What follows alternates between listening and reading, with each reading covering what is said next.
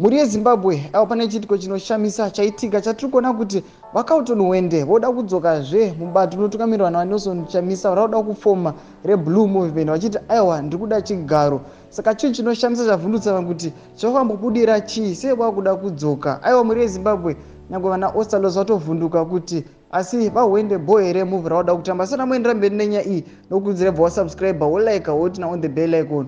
Tambochona maupdates anokupa pano paZim News Live nokuti vaHwende vanouya vachiti bato rinopikisa rakazara nevanhu vasingawirirani. Tese tinofanira kusimuka totendera mutungamiri wenyika kuti vaumbe bato rechokwadi nevanhu vatsva nevakuru vechokwadi. Saka ndozvakataura achiti aiwa isusu since bato reTCC kana kuti bato roda kufuma naNelson Chamisa rine vanhu vasiri kuwirirana, tese ngatingoendai hedu tinobetsera mutungamiri vaEmmerson mnangagwa kuvaka nyika. Saka tinoona kuti ZVAITWA anouya achipindura achiti chigaro chiri kudiwa naHwende hachiiti kuti timupe, nokuti kurudziro yevanhu ndeyekuti chigaro chaSecretary General hachifanire kunge chirimo mubato idzva. Saka vagari varamba Hwende.